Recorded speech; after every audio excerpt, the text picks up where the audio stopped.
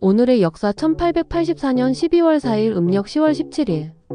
이날은 갑신정변이 발발한 날로 조선의 근대화를 꿈꾸던 청년 개화파들이 일으킨 역사적인 사건입니다.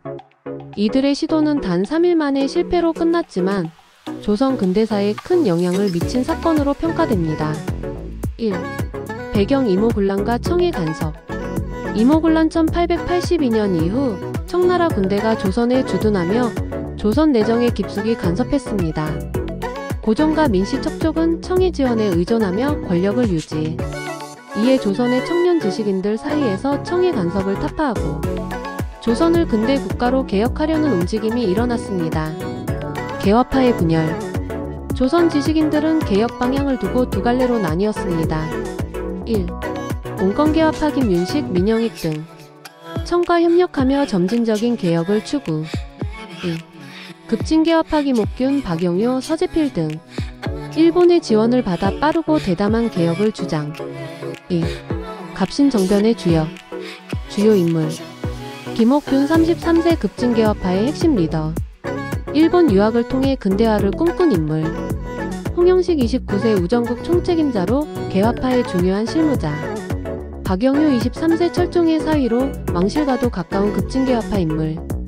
서재필 20세 과거에 합격한 천재 청년 개화파의 막내. 이들은 민씨 세력을 제거하고 근대적 개혁을 추진하려는 쿠데타를 계획했습니다. 3. 갑신정변의 전개. 1. 우정국 개국 축하연 이용. 1884년 12월 4일 우정국 개국 축하연에 조선의 고위 관리들이 모였습니다.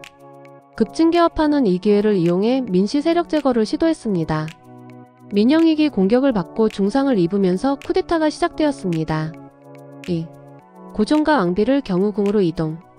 쿠데타 세력은 고종과 왕비를 경우궁으로 옮겨 정권을 장악했습니다. 3.14개조 정강 발표.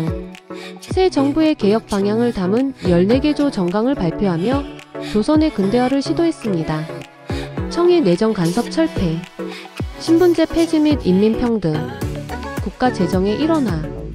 군사조직 개편. 4. 실패의 이유. 1. 청군의 개입. 정변 발생 후 한성에 주둔 중이던 청군 이안스카이 개입하여 개화파를 진압했습니다. 개화파는 일본의 지원을 기대했지만 일본은 정변 이후 태도를 바꿔 개화파를 방치했습니다. 2.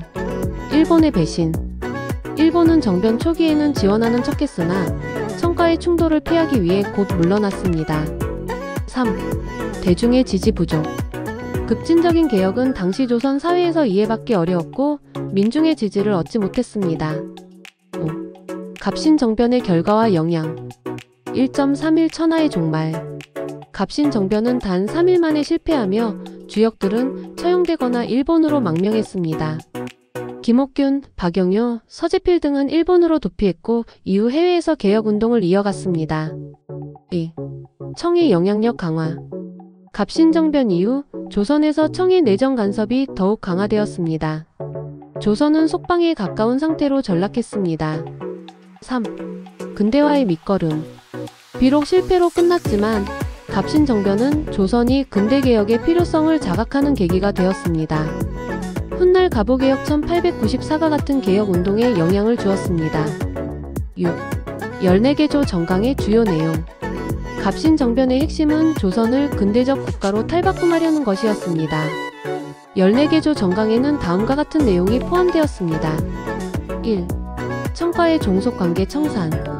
2. 문벌 폐지 및 관직의 능력주의 도입. 3. 신분제 폐지 및 평등 사회 실현. 4. 조세제도의 개혁 및 국가 재정의 중앙 집중화. 5. 군사조직 개편 및 근대적 군대 창설. 6. 자유로운 상업활동 보장. 갑신정변의 역사적 의미. 조선 최초의 근대적 개혁운동. 갑신정변은 근대적 이념을 바탕으로 한 개혁운동으로 조선 역사에서 새로운 시도를 보여준 사건입니다. 개화 세력의 분열과 한계. 그러나 청과 일본, 온건파와 급진파의 대립 속에서 실질적 성과를 이루지 못하고 끝났습니다. 근대사로의 이정표. 갑신정변의 실패는 조선의 근대화가 지연되는 결과를 낳았지만 이후의 개혁운동에 중요한 영향을 미쳤습니다. 이 사건은 근대화를 향한 첫걸음의 도전으로 평가받으며 실패 속에서도 그 정신은 이후 개화운동으로 이어졌습니다.